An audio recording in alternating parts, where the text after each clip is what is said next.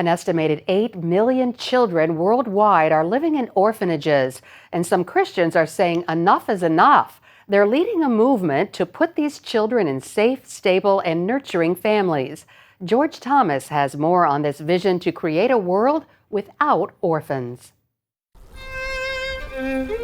Gennady Mokhnenko is on a mission.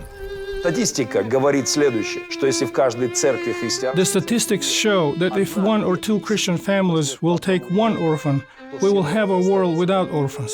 Mokhnenko is a pastor from eastern Ukraine. Back in 1998, he saw firsthand the plight of children living on the streets and in orphanages in his hometown of Mariupol. Я просто не знаю, как я... I just didn't know how I could have left them on the streets. When I saw their eyes, I understood the Father's heart of God. It was a crazy idea, but I knew we had to do something.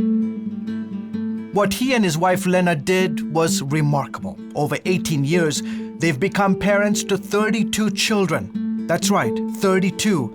Most are adopted. My adopted children were living on the streets. Some of them were as young as 4 and 5. Some as young as 2. But we knew if we didn't take them off the streets, most of them would be dead or in prison. Today, the Mokhnenkos run the largest rehabilitation program for street youth in Ukraine. Nobody needs to adopt 32 children like we did. My family is not the norm. But I strongly believe there are enough Christian families in the world who can adopt 1, maybe 2, and then there will not be any orphans left in this world. Mokhnenko took that message to Chiang Mai, Thailand, where 450 key orphan care leaders met for the first ever global forum for a world without orphans. This is serious. Ruslan Maluta helped organize the gathering. Our purpose is very simple. It's to activate, connect, and equip the body of Christ toward this vision of every child having a permanent, nurturing, and safe families. Maluta believes churches and Christian organizations have to change their approach from investing in orphanages to investing in families. It's not easy. You cannot just close an orphanage. The message is not let's close all institutions. That would actually be a wrong idea. We need to change the way people think first. Craig Greenfield works among vulnerable children in Asia. He says the change has to start with faith-based groups. Unfortunately, it is still Christian missions and Christian organizations that are perpetuating this model of orphanages. Large secular development organizations, they have not supported or done orphanages for many, many years. The change is happening, albeit slowly, says Rebecca Nape, who works with a network of Australian churches helping strengthen children's rights to a family. There is a growing awareness taking place within the church that this actually isn't the best way to care for children, and that a lot of the children being cared for in orphanages or other types of residential care aren't actually orphans. They're children with families, they're children with parents. They're there for reasons such as poverty, disability, or access to education. But this paradigm shift is not without its critics. Here in Chiang Mai, in the northern part of Thailand, home to roughly about 1.6 million people, there are 600 private orphanages, and many of them, like this one, are run by Christians. I grew up in an orphanage as well, so my desire is to take care of orphaned children. Manop Chow Chalern runs Bandak Di Children's Home. His family was too poor, so they sent him away. Since there was no school in my village, my parents sent me to an orphanage where I was able to get an education.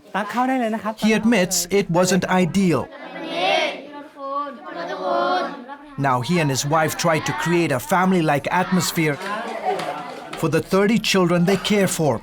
He says they only take those who are truly orphaned. The truth is children should live with their family. But if that can't happen, for whatever reason, there has to be places like this that can be another choice for them. Back at the forum, participants from 60 countries attended workshops and seminars on raising awareness of family and community-based care. Several speakers addressed the forum, including our very own 700 Club co-host Terry Mewson, a mother of 7, 5 who are adopted, 1. You're welcome. That was good English. Musen started Orphans Promise in 2005. She learned early on that building and filling an orphanage wasn't always the best thing to do. People, I think, still come to me sometimes and say, well, I'd like to build an orphanage. Can we do that through Orphans Promise? And we say, well, you can help us build families and you can help us help children, but we're not really building orphanages. And the orphanages that exist, we're helping to change how they think and feel into that family pod mode. Orphans Promise works in 60 countries. So, Eliona, how many ways can we prepare potatoes? I told you she's resourceful.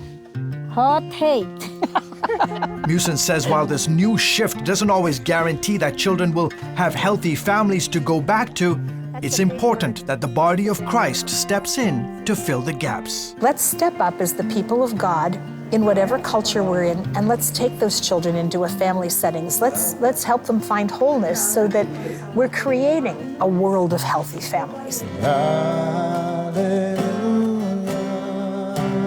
Maluta is excited to see more and more people embrace this new mindset of orphan care.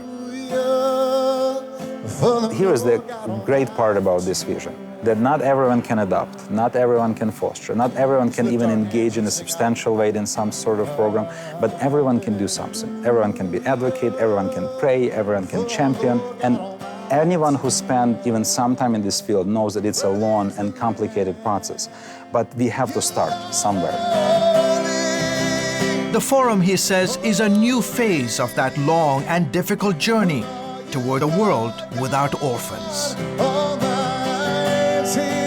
George Thomas, CBN News, Chiang Mai, Thailand.